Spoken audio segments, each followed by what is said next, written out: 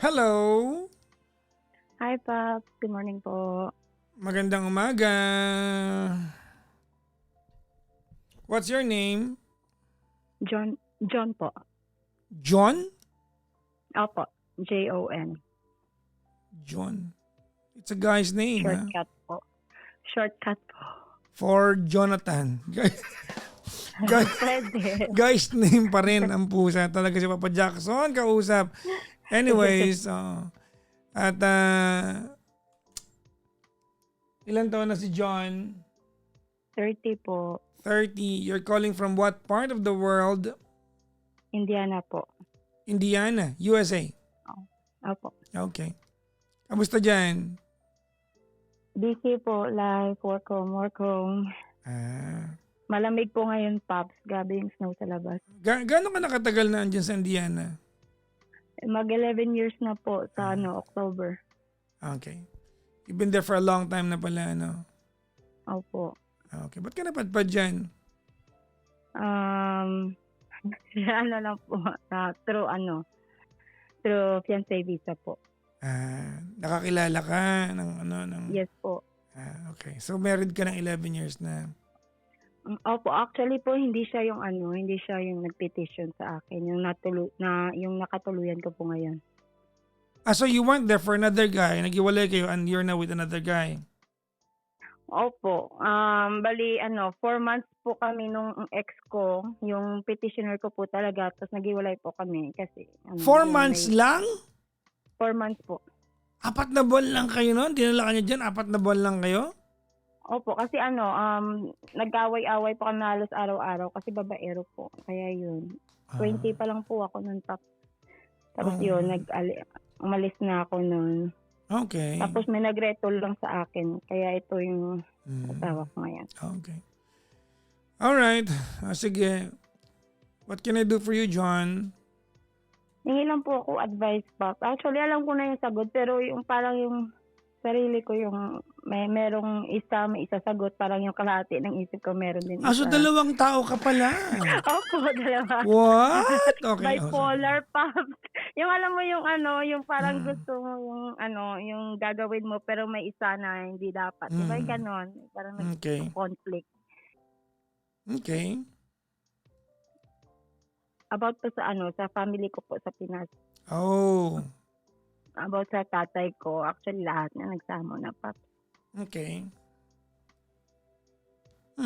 Alright, tell me. Okay. Ito po, yung papa ko po kasi, Pop, sa papa ko po, ngayon, nung nagbagyo last year, nasira po yung bahay niya. Yung tanong ko po, Pop, hindi ko alam kung tutulungan ko ba siya o papatuloy ko ba yung tulong ko, kung hindi ko alam kung kasi binilang ko siya ng bahay, Pops. Tapos, unti-unti, may tatay mo ito, tatay mo ito. Opo. Okay, ilang kayo magkakapatid? Background lang po. Background po, sa totoo po, 6 kami, pero namatay po yung 3. So, 3 kaming natira. Mama at papa ko Wait. hiwalay. Namatay yung 3? Opo, namatay po yung 3. Sa katandaan yung na? Yung pangalawa po, opo, yung isa, matanda sa akin, yung 2, baby pa po. Oh, okay. So, kumbaga, infancy. Opo. Okay, yung isa? Yung namatay po, mga 11 or 12 years old. Matagal na po, leukemia. Oh my God. Sa 3 kayo. Kumbaga, 3 yung nag-adult years. Opo, 3, babae po. Okay. Tapos nagiwalay po yung mama at papa ko. Yung mama ko nagkaanak ng 2. Yung papa ko ganun din po. Okay. So, yun po. Kasi binila namin yung papa ko ng bahay. Tapos never niya pong inaayos. Pag sinabi mong binilihan namin, sino kasama bumili? Asawa ko po. Ikaw. Tsaka yung asawa mo. Opo, kasi last nung punta namin nung 2020, nag-COVID nga nun nakita namin siya doon, siya nakatira somewhere in Kabangkalan. Naawa kami kasi as in kubo-kubo yung bahay niya, Pop. Never siya parang naging pariwala yung papa ko simula naghiwalay sila ng mama ko, which is matagal na din po.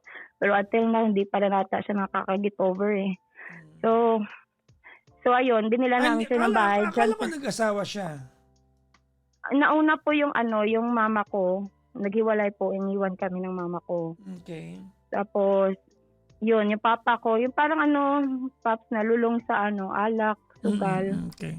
Ay din na may asawa, tapos naghiwalay din sila kasi ng lalaki yung babae. Kasi medyo bata yung babae sa kanya, Paps eh.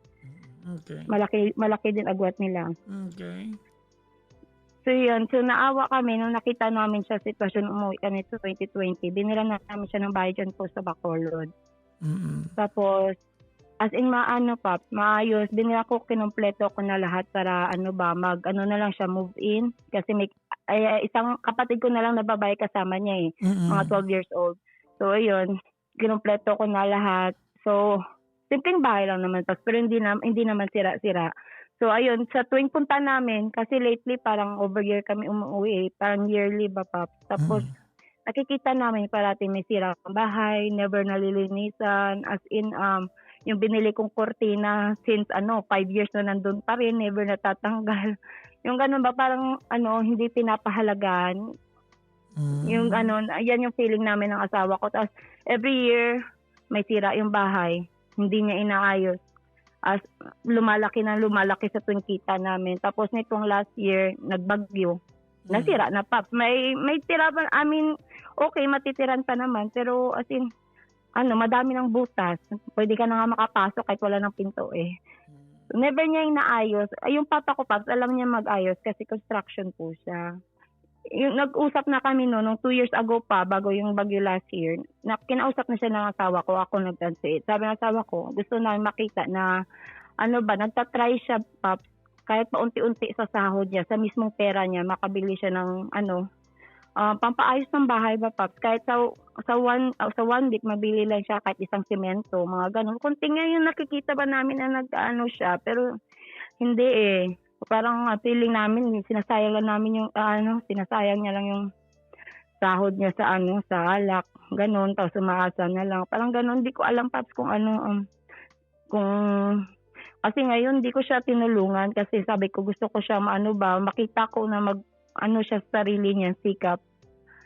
Tapos na-feel bad naman ako sa side ko, Paps, yung ganun, parang ako. Ayan yung naiisip ko ngayon. So, hindi ko alam kung kailangan ko siyang tutulungan kasi sinabi na ng asawa ko na gusto niya makita na pinapalaga niya yung binibigay namin. At dami na din ako Paps, na naririnig tungkol sa mga binibigay ko sa kanya. Na binibigay niya din, hindi ko alam kung binibigay niya sa mga kapitbahay niya or binibenta niya. So, lahat, Paps. So, sumasakit ng ulo ko sa kakaisip. Kasan yung kapatid mong 12 years old? Nasa kanya po. Dalawa sila. Yan din yung problema ko, Paps, kasi pag nagtrabaho yung papa ko, yung 12 years old, nandyan lang mag-isa sa bahay. Tinitingnan ng kapitbahay. Babae kasi yun, Paps. Kaya yun. Tapos, anong grade pa lang? Grade 2 pa lang ata yun, Paps. Okay. Yung nanay mo, kamusta? Yung mama ko po, okay naman po. Magkapitbahay lang naman sila ng kapatid ko. Mga isang sakayan lang sila galing sa papa ko. Okay. Yung nanay mo, mas maayos buhay? Okay naman. Opo po. Mas maayos kumpara sa papa ko naman. Okay. Alright. Kanina sabi mo sa akin, alam mo naman ang gagawin mo. Tama? Gusto mo lang magtanong. Kung sakaling hindi mo ako nakausap, ano gagawin mo? Nagtatalo yung isip ko, Paps. May isa nagsabi na tutulungan ko. May isa na kailangan, Hindi, yung isa lang. Isa ka lang naman ha? Isa ka lang. Di ba? Ano yung gagawin mo? Regardless of the circumstances or regardless of how you feel towards what you're going to do, what are you going to do? Kung ako lang, Paps, gusto ko siyang tulungan. Okay. Tutulungan mo. Do we have to make this melodramatic? Tutulungan mo tatay mo? Hindi, kasi, Paps, pag tutulungan mo siya, pag naging okay na, inayaan niya, hindi niya, parang hindi niya pinapahalagaan. Katulad, Do you send the money to him monthly? Ano, Pops, grocery kompleto. Konti lang yung pera binibigay ko kasi ginagastos niya, sinusugal niya, inaalak niya. So, binibili kong grocery, Pops, as in kompleto, mapabigas, paano, kasi gusto ko nandiyan lahat mga kailangan niya sa Tapos pag may pera siya, Pops, hindi, panay absent na siya sa trabaho. Yan yung gawain niya, Pops, eh. Tapos pag magpapadala ako mga balikbayan box, ganun, mga damit, mga hindi niya pinapalagan. Tuwing pag umuwi ako, tag 2 damit lang nakikita ko parati sa kanya na sinusuot niya. Tapos yung mga labahan ng mga damit nila sa bahay nila nakatambak, as in parang ukay-ukay na sa never naglilinis. Parang wala, Pops, parang burara, parang kakaawa ba na makikita ko na ganun, na binibigyan mo naman. So, hindi ko alam kung nasa napupunta. Yung ganun ba? Okay. Listen carefully. I'm gonna tell you something. Okay? Opo. Okay. Let us settle on one thing that's sure. Yun ay, regardless of, despite of how you feel towards what you're going to do, you're going to do it anyways. Tama, mali? Opo. Okay. So, huwag natin pagtalunan pa yung part na yan. Kasi gagawin mo lang din naman eh. So, yung tanong mo na, tutulungan ka ba tatay ko o hindi? Hindi na tanong yon kasi gagawin mo din naman. That's number 1. Ready? Opo. Number 2, why do I feel like I'm not talking to you? Why do I feel like I'm talking to your husband? Hindi lang po kasi sa asawa ko, Pops. Dami kong naririnig, Pops, sa ate ko, sa mama ko, Ganito, sa kapitbahay ko. I want to be honest with you. Okay? Not at any point in our conversation, I'm asking you to be exploited because you are in the US and your father is in the Philippines, not as if obligasyon mo siya. That's not my point. Ready? Opo. My point is, I don't know if I'm right sa part na to. But my point is, maybe your father is yet to learn how to live alone. Maybe he is yet to learn how to become domesticated.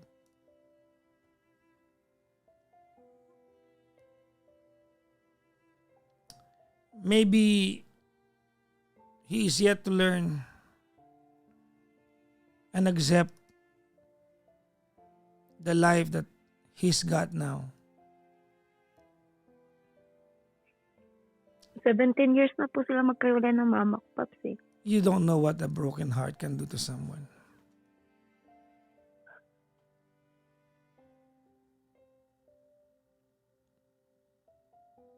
He's probably old. You're 30. So I'm assuming he's around 55, 60 60, po. 60. 60 po. And he's still working.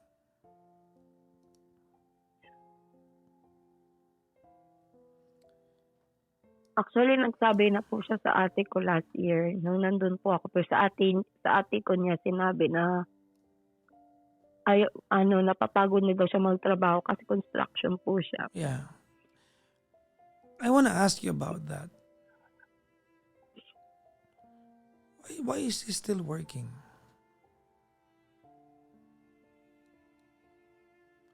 Again, I'm not trying to exploit you because you have a better life. I'm just asking. Makes me sad. Siguro It po, makes me sad that you had to ask me whether you're going to patch a broken wall sa bahay ng tatay mo. It makes me sad that you had to come home, see it for yourself, kung anong klaseng pamumuhay meron siya before you decided to buy him a house. Yun nung time po kasi, Pops, ito lang po, makwento ko lang, Pops. Nung umuwi kami ng 2020, actually na pala yun kasi nag-lockdown yun. Bumalik kami ng 2022 after kumanganak ko sa at saka naglaylo na yung COVID.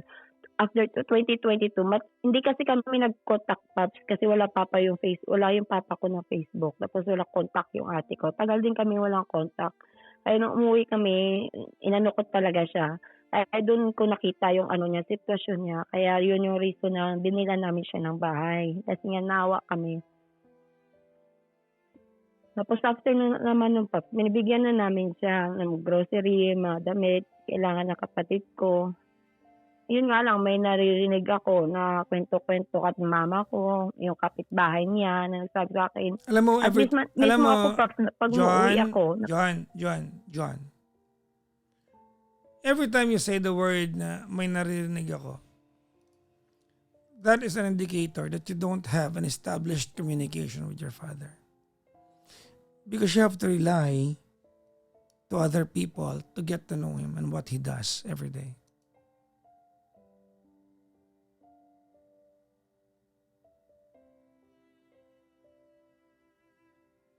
You have to rely to somebody else.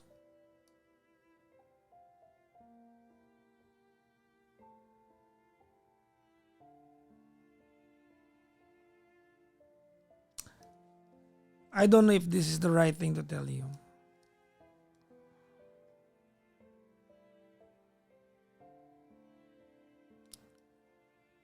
But your father wouldn't live that long enough to bother your lifestyle. I don't think so. If you can, only if you can you please maybe be a little bit lenient sa kanya so that when he becomes so old and so gray, at least if he leaves this world, he leaves it with dignity and comfort even though he's brokenhearted.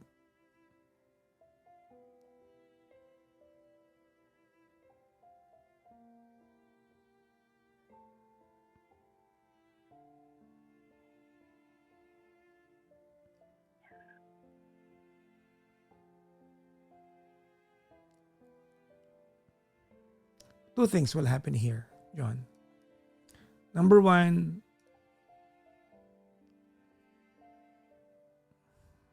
huwag mo nang pagawa yung kahit anong sira ng bahay. Just completely cut everything off. Or if you want to be there for him through and through. It's not enough that you provide him with groceries, this and that. But maybe you provide him with a relationship as a daughter to him.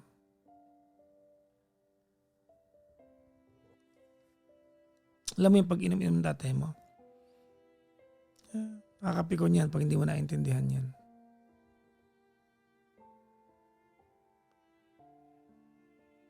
But maybe it's his only way of trying to forget kung saan siya dinala ng buhay niya. Siguro iniisip niya kung sakaling hindi niya nasira yung pamilya niya, hindi sila naghiwalay ng nanay mo, siguro relax na lang siya sa buhay ngayon. With a better home to go home to every night.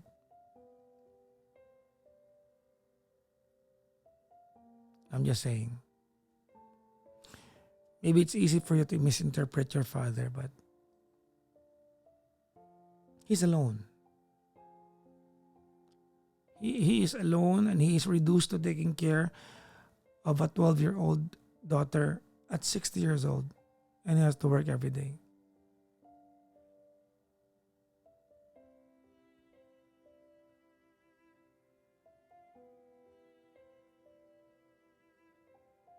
Naiisip na din po namin yan, Pops, na kaso lang kasi yung problema, pag binibigyan siya, binibenta niya, Pops. Katulad yung mga grocery, nung umuwi ako, nandun no October lang, nung namatay yung lola ko, binili ko siya ng grocery na good for 1 month. Tapos bumalik ako dito, yung nagkabagyo, pinahotel ko silang lahat, silang mama ko, ate ko, mga kapatid ko. Tinanong ko siya kung may mga tira pang grocery. Sabi niya, wala na daw. In 1 week lang, Pops, na ubos niya yun. So, yun nga po, nalalaman ko na pala, pinamimigay niya din sa mga barkada niya. Tapos yung mga gamit na binibili ko, hinayaan niya lang na mabasa ng ulan. Yung mga ganun ba, Paps? Yeah, So, parang manghinayang ka. I hear you. I hear you, John. And you know what? Your father's turnaround will not happen overnight. It's a slow work in progress.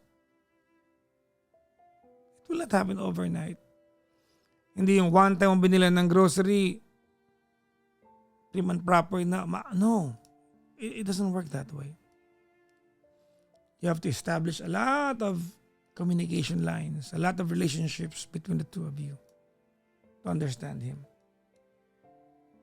Wala kasi kaming communication, That's Paps. the Kasi nga, problem. That's the problem. hindi nagtatagal yung cellphone sa kanya, Paps. Binibenta niya. Hindi nagtatagal yung cellphone sa kanya. I don't know what you do and how you do it, John, but I'm sure you can do it. May cellphone yung kapatid ng babae, I don't know. Huwag tayo magplastikan ngayon. Kaya mo ako tinawagan kasi naiinis ka pero hindi mo siya matiis. Tama? Opo, yun po. So yung gagawin problema pa, ko. gagawin mo pa rin naman. So pumili ka. Gagawin mo to ng bad trip ka, kada gagawin mo, o gagawin mo to na alam mong ginagawa mo to kasi alam mong sooner or later, you're going to establish a more profound relationship between the two of you. That's a choice.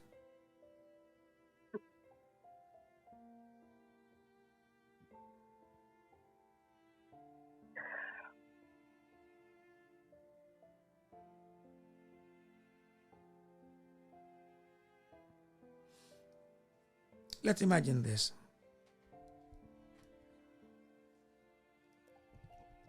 Ready? Opo. You're 60. You have to wake up early to go to a construction site. Come home at night. Worry about a daughter. Attend to her needs. Maybe to her food. Man the house. And still provide a living for yourself. So when you say,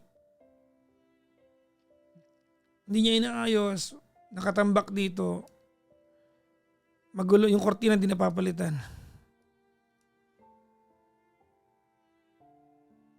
Maybe he doesn't have what it takes to do that. You shouldn't interpret that as something na hindi kanya pinapahalagaan. Baka hindi lang niya alam gawin kasi wala na nagtuturo sa kanya because he's been alone for a while.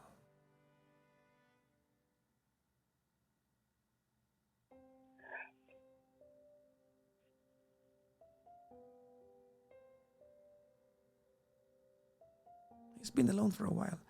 No one tells him na, oh, mali pala yung kortina na 5 taon na naandyan. He does not have to please anybody.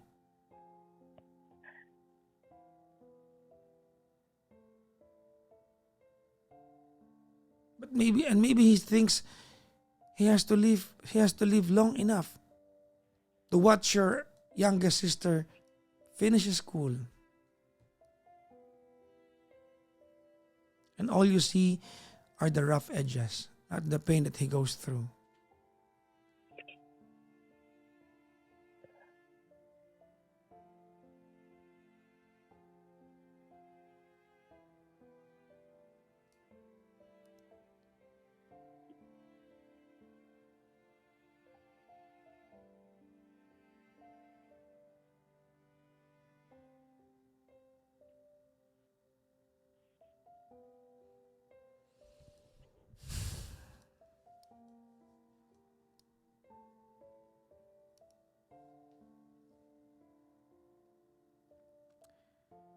Ay.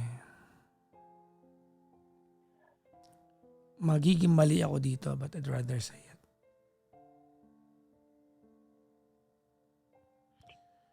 Hindi ko nga mag-gets bakit pa siya nagtatrabaho at 60. 3 kayong magkakapatid. 2 ka muna kasi isa nag-aaral pa.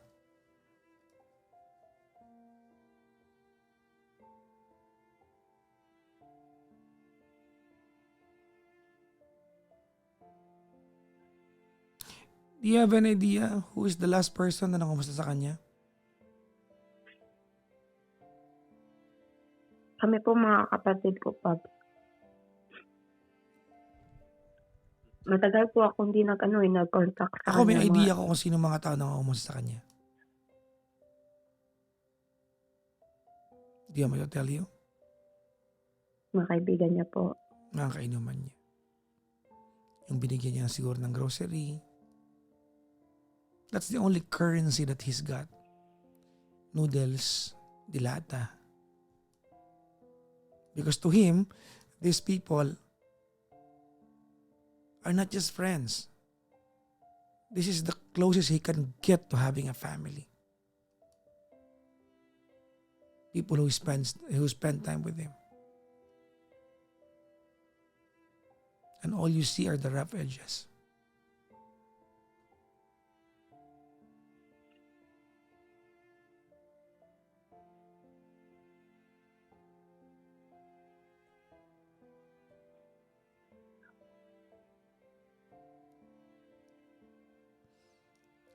I hope, John, when you get older, you get all the help that you need.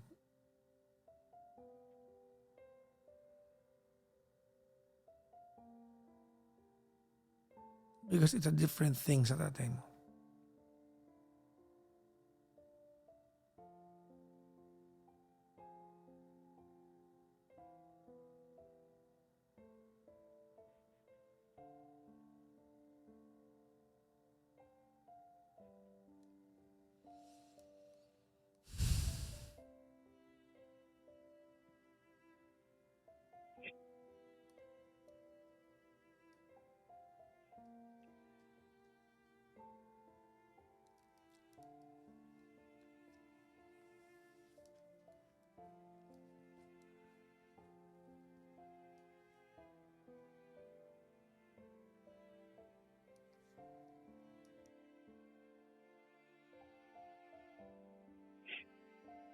I'm sorry. I'm sure this is not what you were expecting to hear from me.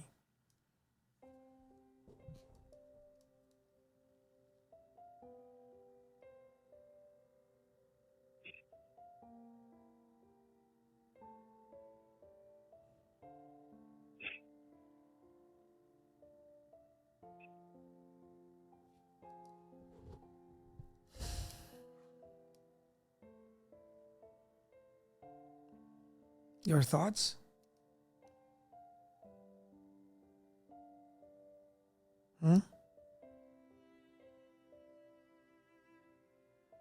John, Po, your thoughts? sir po, ano po yun, Pops? I mean, what are your thoughts now?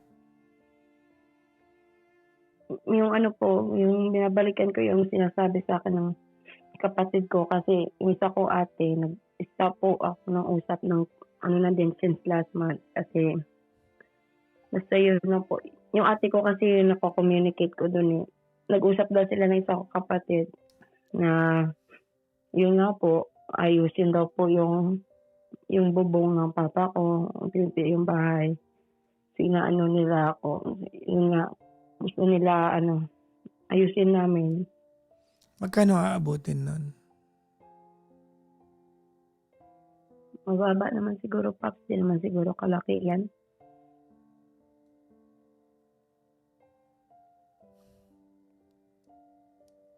Siguro nasa mababa lang siguro, Pops. Mga nasa 15 lang siguro yung bubong. At papagawa.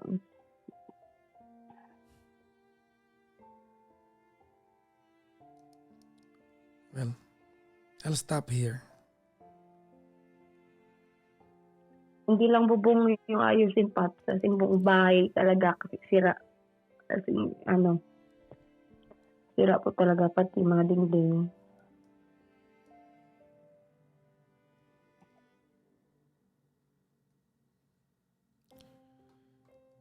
Well, I'll leave the decision to you.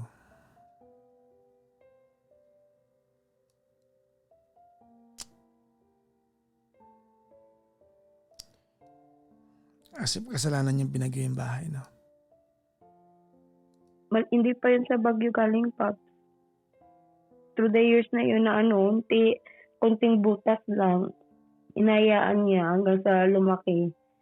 lumaki. Nasira na lang ng tuluyan nung sa bagyo na Pops, yun lang. Tapos nabigyan siya ng pera ng gobyerno, yung mga nasira ng bahay.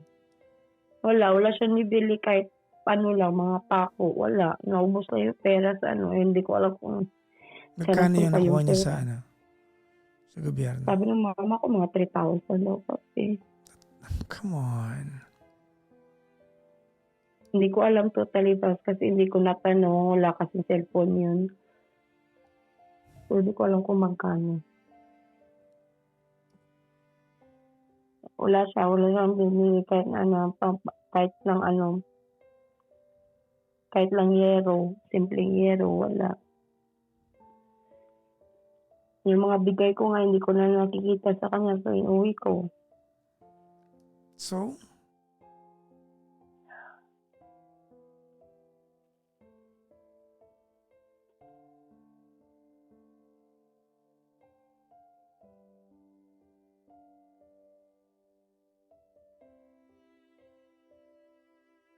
I'll stop here.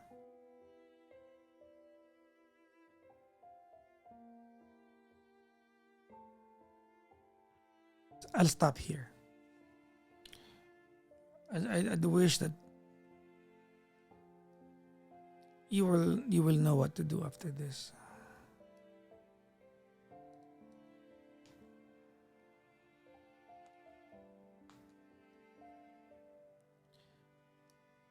Can you do me a favor?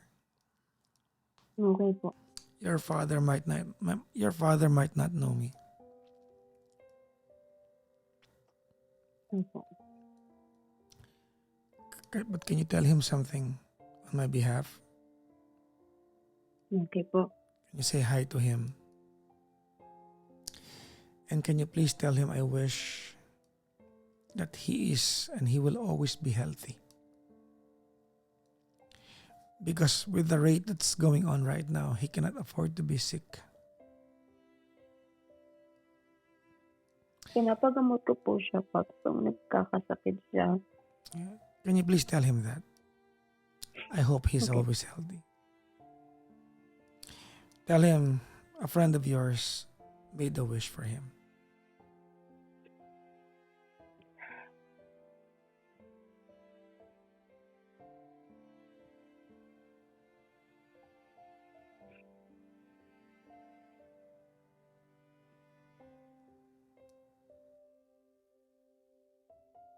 I no longer have a father.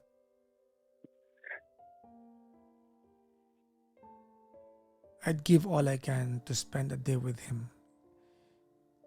If he can be around only for a day.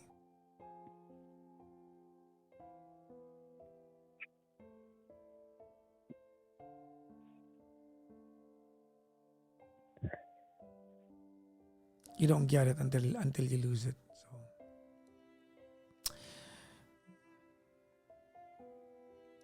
good luck po. Thank you po. Thank you, ma'am.